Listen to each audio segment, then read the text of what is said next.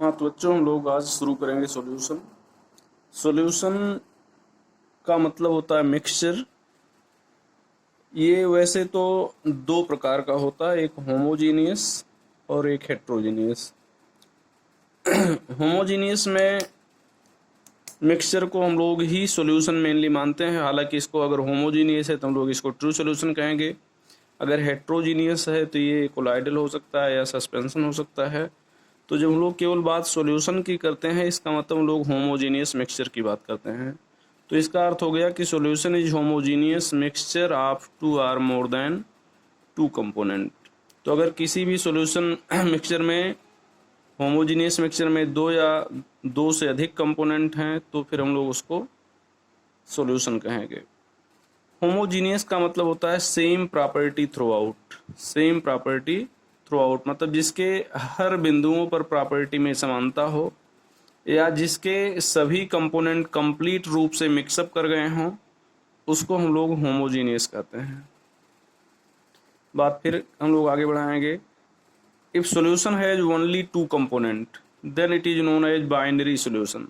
अगर सॉल्यूशन में दो ही कंपोनेंट हैं तो फिर ऐसे सॉल्यूशन को हम लोग बाइनरी सॉल्यूशन कहते हैं। Binary solution. अब बाइनरी सॉल्यूशन में एक कंपोनेंट सोल्यूट होता है और दूसरा कंपोनेंट सॉल्वेंट होता है। बाइनरी सॉल्यूशन में दो कंपोनेंट होंगे, एक कंपोनेंट को हम लोग सोल्यूट बोलेंगे और दूसरे कंपोनेंट को हम लोग सॉल्वेंट बोलेंगे। सोल्यूट क्या होता है? सोल्यूट सॉल्यूशन का वो कंपोनेंट होता है जो घुलता है, या घुलते हुए तो दिखता नहीं है, तो फिर हम लोग कह सकते हैं कि जो डिसअपीयर हो जाता है।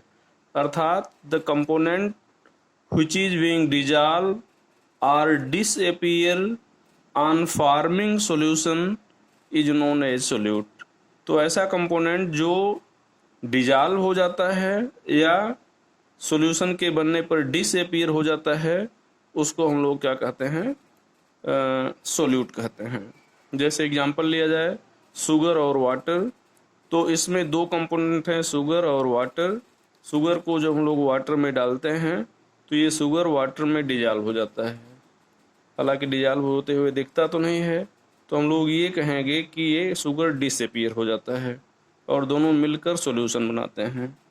इसमें हम लोग फिर बात करें तो शुगर यहाँ पर सॉलिड फेज में है, वाटर यहाँ पर लिक्विड फेज में है, सॉल्यूशन यहाँ पर लिक्विड फेज में है। जब दोनों कंपोनेंट्स डिफरेंट फेज में होते हैं तो जिस कंपोनेंट की फेज सॉल्यूशन के फेज से डिफर करती है वो सोल्यूट होता है, और जिसकी फेज सेम होती है वो सॉल्वेंट होता है। अर्थात शुगर और वाटर में शुगर सोल्यूट है और वाटर सॉल्वेंट है। वही यहाँ पर लिख दिया गया है कि both component are in different phase then component which has phase different to solution is solute while other component is solvent. तो यहाँ पर शुगर आपका सोल्यूट हो गया और वाटर यहाँ पर आपका सॉल्वेंट हो गया। If both component are in same phase, अगर दोनों कंपोनेंट एक ही फेज में हैं, तो जिस यहाँ पर एक ही फेज में है तो फिर यहाँ पर हम लोग अमाउंट के बेस पर बताएंगे कौन सा कंपोनेंट सोल्यूट है या कौन सा कंपोनेंट सॉल्वेंट है। जैसे हम लोग एल्कोहल और वाटर लिए हैं तो यहाँ पर एल्कोहल लिक्विड फेज में है, वाटर भी लिक्विड फेज में है, सॉल्यूशन भी लिक्विड फेज में है। तो यहाँ पर आपका एल्कोहल और वाटर दोनों में से कोई भी सॉल्वेंट हो सकता है। डिपेंड ये करता है कि कौन सा कंपोनेंट अधिक मात्रा में है। अगर एल्कोहल अधिक मात्रा में है तो एल्कोहल आपका सॉल्वेंट होगा, अगर वाटर अधिक मात्रा में है तो वाटर आपका सॉल्वेंट होगा। अब एक प्रश्न उठता है कि दोनों समान मात्रा में हैं तब कौन सॉल्वेंट होगा? तब इसमें आप दोनों को सोल्यूट कह सकते हो और दोनों को सॉल्वेंट कह सकते हो। On the basis of physical state of solute and solvent, अगर हम लोग सोल्यूट और सॉल्वेंट के फिजिकल स्टेट के बेस पर बात करें तो हमारे सॉल्यूशन 9 टाइप के हो सकते हैं। 9 टाइप।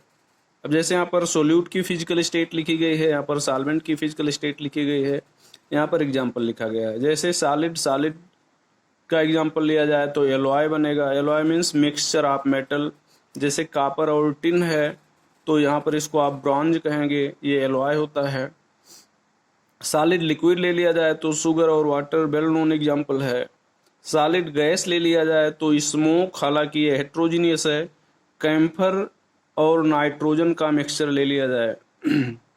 लिक्विड सॉलिड का एग्जांपल मरकरी और सिल्वर ले रहे हैं, मरकरी लिक्विड है, सिल्वर सॉलिड है। मरकरी लिक्विड है, गोल्ड एग्जांपल है दूसरा, गोल्ड सॉलिड है। ये भी एलॉय ही है, मतलब इनके मिक्सचर को भी हम लोग एलॉय कहेंगे। और ऐसा एलॉय जहाँ पर एक कंपोनेंट आपका मरकरी है उसको आप एमलगम कहते हैं। तो एमलगम जो है ये लिक्विड सॉलिड का एग्जांपल है। लिक्विड लिक्विड लें तो यहाँ पर एल्कोहल और वाटर हो जाएगा। लिक्विड गैस लें तो फॉग मिस्ट हो जाएगा, ये भी हेट्रोजीनियस होता है। गैस गैस लें तो यहाँ पर एयर हो जाएगा। गैस लिक्विड लें तो यहाँ पर कार्बोजिनेटेड वाटर आप कह सकते हैं। गैस सॉलिड लें तो यहाँ पर हाइड्रोजन और प्लेटिनम हो गया, हाइड्रोजन गैस है, प्लेटिनम मेटल है, सॉलिड है। हाइड्रोजन और प्लेडियम हो गया, हाइड्रोजन गैस है, प्लेडियम यहाँ पर सॉलिड है। हाइड्रोजन या ये जो गैस है ये मेटल के सरफेस पर एडजॉर्ब हो जाती है। गैस इस मेटल के सरफेस पर एडजॉर्ब हो जाएगी और इस एडजॉर्प्शन को लोग एक विशेष टर्म से जानते हैं, दैट इज ऑक्लूजन। तो अगर आपसे कहा जाए कि व्हाट इज ऑक्लूजन, तो ये कहा जाएगा कि process of adsorption of gas on the metal surface is known as occlusion.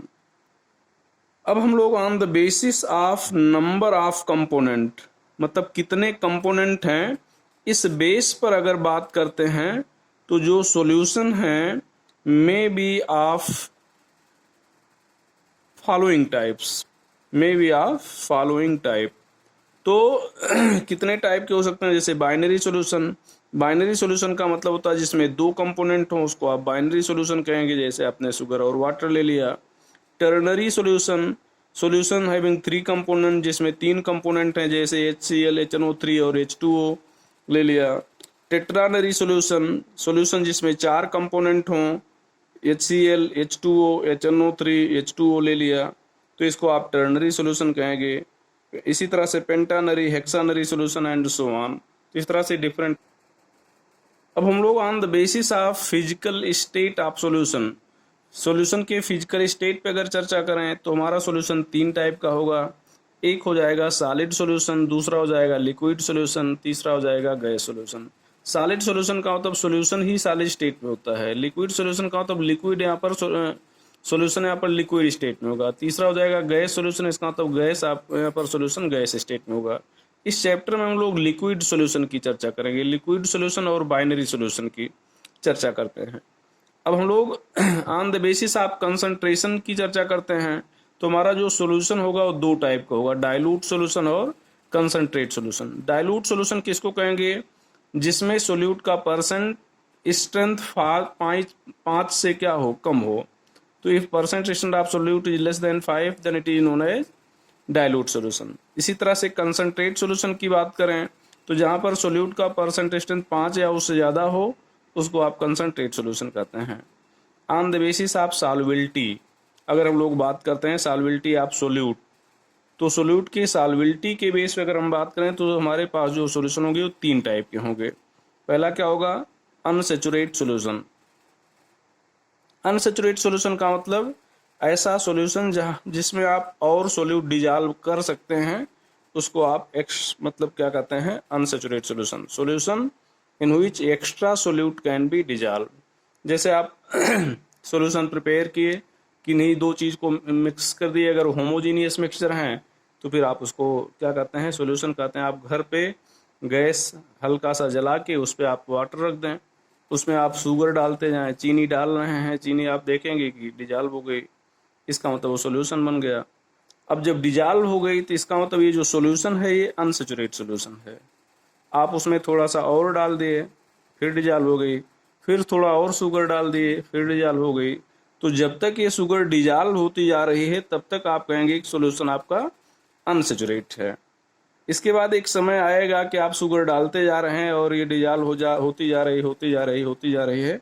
एक समय आएगा कि जब इसका डिजॉल्व होना बंद हो जाएगा और उस कंडीशन को आप इसको कहेंगे कि सॉल्यूशन हमारा सेचुरेट हो गया, मतलब ऐसे सॉल्यूशन को आप सेचुरेट सॉल्यूशन कहेंगे।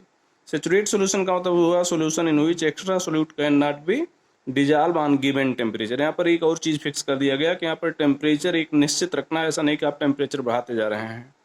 तो जब आपका टेम्परेचर निश्चित कर दिए हैं और उसमें सोल्यूट डिजॉल्व करते जा रहे हैं, तो जिस समय सोल्यूट का डिजॉल्व होना बंद हो जाता है, उस कंडीशन को आप क्या कहते हैं, सैचुरेट सॉल्यूशन कहते हैं, या उस सॉल्यूशन को आप कहते हैं सैचुरेट सॉल्यूशन। सैचुरेट सॉल्यूशन में एक और चीज़ आपको बताएंगे कि अगर यहाँ पर टेम्परेचर इंक्रीज कर दिया जाए, साइन जो है इंक्रीज की बनी है, on increasing temperature saturate solution become unsaturate. तो अगर आप यहाँ पर टेम्परेचर इंक्रीज कर देते हैं तो जो सैचुरेट सॉल्यूशन है ये अनसैचुरेट हो जाता है। और तीसरा प्रकार है super saturate solution. Super saturate solution का मतलब होता है solution which has more solute than needed for saturation. मतलब कि ऐसा सॉल्यूशन जहां पर सैचुरेट सॉल्यूशन से ज़्यादा सोल्यूट है, सैचुरेट सॉल्यूशन में जितना सोल्यूट था उससे अगर ज़्यादा सोल्यूट हो गया तो जो कंडीशन होगी ये सुपर सैचुरेट सॉल्यूशन की हो जाएगी। और यहाँ पर आपको बता दें कि यहाँ पर प्रेसिपिटेशन बनता है, मतलब जो एक्स्ट्रा सोल्यूट है वो डिजॉल्व नहीं होगा बल्कि प्रेसिपिटेट में कन्वर्ट हो जाएगा। यहाँ पर थोड़ा सा हम लोग अभी समझते हैं इसको। फिलहाल अगर हम लोग इन तीनों सोल्यूशन के स्टेबिलिटी ऑर्डर की चर्चा करें तो ये स्टेबिलिटी ऑर्डर पूछा भी जाता है आपसे डिफरेंट कंपटीशन लेवल पे। सुपर सैचुरेट सॉल्यूशन की स्टेबिलिटी सबसे ज़्यादा होती है, फिर सैचुरेट सॉल्यूशन की स्टेबिलिटी होती है, और सबसे कम स्टेबिलिटी होती है अनसैचुरेट सॉल्यूशन की। अब हम लोग थोड़ा सा यहाँ पर सॉल्वेबिलिटी के बारे में चर्चा करें। ये देखें, जैसे यहाँ पर हम लोग एक लिक्विड लिए हैं, ये लिक्विड मॉलिक्यूल्स जो आप देख रहे हैं लिक्विड मॉलिक्यूल्स हैं, इनके बीच में इंटरमॉलिक्यूलर स्पेस पाया जाता है। अब यहाँ पर इसको हम लोग सॉल्वेंट कह रहे हैं। जब आप यहाँ पर सोल्यूट ऐड करेंगे तो ये इंटरमॉलिक्यूलर स्पेस में क्या होते जाएंगे, मिक्सअप होते जाएंगे। ये इंटरमॉलिक्यूलर स्पेस में मिक्स होते जा रहे हैं, फिट होते जा रहे हैं। और ये जब तक इंटरमॉलिक्यूलर स्पेस रहेगा तब तक ये हम कहेंगे कि जो सोल्यूट है वो इसमें फिट होता जाएगा, और हम कहेंगे कि सोल्यूट डिजॉल्व होता जा रहा है। और जब ये इंटरमॉलिक्यूलर स्पेस खत्म हो गया तब हम लोग देखेंगे कि सोल्यूट इसमें फिट नहीं होगा, चूंकि अब ये है ही नहीं है तो इसमें फिट नहीं बैठेगा। और फिट नहीं बैठेगा तो हम लोग कहेंगे कि सोल्यूशन हमारा सैचुरेट हो गया। अब ये देखें पूरा ये भर जाएगा तो कहा जाएगा कि सोल्यूशन सैचुरेट हो गया। ध्यान ये रखना है टेम्परेचर हम चेंज नहीं कर रहे हैं, टेम्परेचर वही मेंटेन किए हुए हैं। अभी देखें सारे स्पेस भर गए, तो अब ये जो कंडीशन है ये सैचुरेट की कहलाएगी। अब इसमें अगर आप इसके बाद कोई सोल्यूट डालेंगे तो यहाँ पर चूंकि स्पेस है नहीं तो यहाँ पर फिट बैठेगा नहीं, फिट बैठेगा नहीं तो फिर वो क्या होगा, ड्यू टू ग्रेविटी नीचे सेट हो जाएगा, और उसी को हम लोग कहेंगे कि ये प्रेसिपिटेट में कन्वर्ट हो गया। इसका मतलब अब ये कंडीशन है सुपर सैचुरेशन की, जहाँ पर आप देख रहे हैं ये प्रेसिपिटेशन बन रहा है। अच्छा, एक चीज़ और आपको बताएं, जैसा यहाँ पर बताया गया था कि temperature is directly proportional to kinetic energy. जब सॉल्यूशन आपका सैचुरेट हो गया उस समय आप टेम्परेचर बढ़ा देते हैं, तो टेम्परेचर बढ़ा देते हैं तो जो सॉल्वेंट मॉलिक्यूल हैं इनकी काइनेटिक एनर्जी बढ़ जाएगी। काइनेटिक एनर्जी बढ़ जाएगी तो मॉलिक्यूल दूर हट जाएंगे, दूर हट जाएंगे तो स्पेस बढ़ जाएगा। इसका मतलब हुआ कि इसमें आप और सोल्यूट मॉलिक्यूल को डिजॉल्व कर सकते हैं, मतलब इसमें और सोल्यूट डिजॉल्व हो जाएगा। तो जो आपका सैचुरेट सॉल्यूशन था वो क्या हो जाएगा, अनसैचुरेट हो जाएगा। तो इसका मतलब कोई भी सैचुरेट सॉल्यूशन टेम्परेचर बढ़ाने पर अनसैचुरेट हो जाता है। आगे हम लोग बात करते हैं कंसंट्रेशन टर्म पे। तो परिभाषा यहाँ पर लिख दिया है। कंसंट्रेशन टर्म कई टाइप का हो सकता है। पहला तो हम लोग परसेंट स्ट्रेंथ ले रहे हैं। परसेंट स्ट्रेंथ का मतलब होता है number of grams of solute that is present in 100 millilitre solution. तो 100 मिलीलीटर सोल्यूशन में सोल्यूट के जितने ग्राम होते हैं, जितने मतलब जितना अमाउंट होता है लेकिन वो ग्राम में, उसी को आप क्या कहेंगे, परसेंट स्ट्रेंथ कहेंगे। Means number of grams of solute that is present in 100 millilitres of solution is known as percent strength. यहाँ पर परसेंट स्ट्रेंथ हो गया weight of solute upon volume of solution, यहाँ पर इंटू 100 हो गया। इसी को आप परसेंट स्ट्रेंथ ऐसे यहाँ पर W/V के रूप में लिख सकते हैं, यहाँ पर इंटू 100 हो जाएगा। इसको आप वॉल्यूम परसेंट कहेंगे या इसको आप W/V से भी रिप्रेजेंट करते हैं। यहाँ पर परसेंट स्ट्रेंथ बाय वेट भी होता है। तो weight, percent strength by weight में हम लोग क्या करेंगे, वेट ऑफ सोल्यूट लेंगे, यहाँ पर वेट ऑफ सोल्यूशन लेंगे, यहाँ पर इंटू 100 करेंगे। तो ये percent strength weight by weight कहेंगे। इसको ऐसे भी लिखते हैं परसेंटेशन W/W। यहाँ पर स्मॉल w है जो वेट ऑफ सोल्यूट हो जाएगा, कैपिटल W है जो वेट ऑफ सोल्यूशन हो जाएगा, और ये इनटू हो जाएगा 100।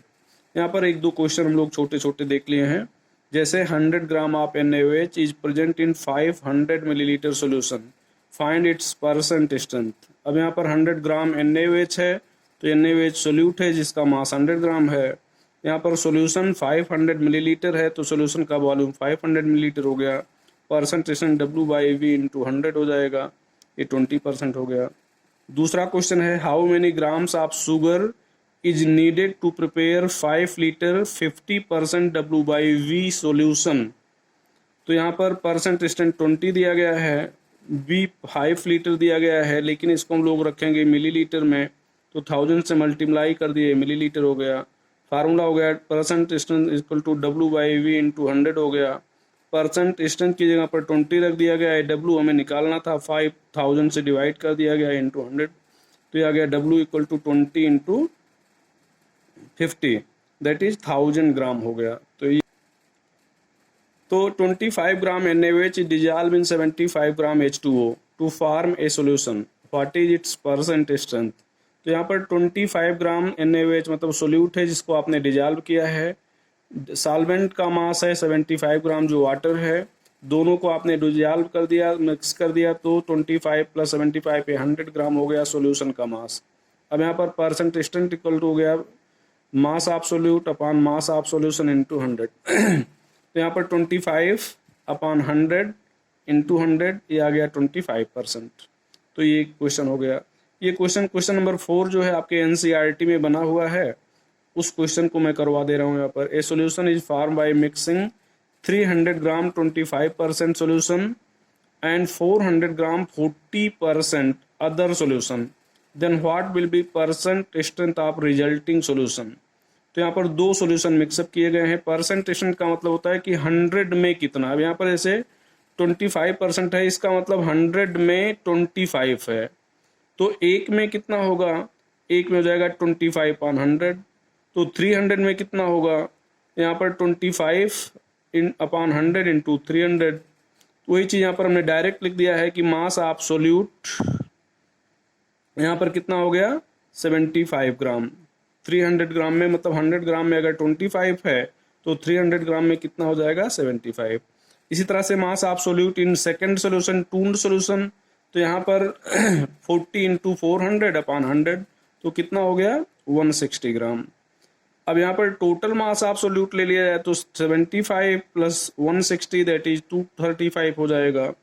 अब यहाँ पर मास ऑफ टोटल सोल्यूशन किया जाए तो यहाँ पर 300 प्लस 400, ये कितना हो जाएगा 700। तो यहाँ पर परसेंट स्ट्रेंथ हो गया मास of solute upon mass of solution, यहाँ पर इंटू 100, तो यहाँ पर 275/700 इंटू 100 दैट इज 33.57%। तो आज इस वीडियो में हम लोग यहीं तक बात करते हैं, आगे की चर्चा हम लोग नेक्स्ट लेक्चर में करेंगे।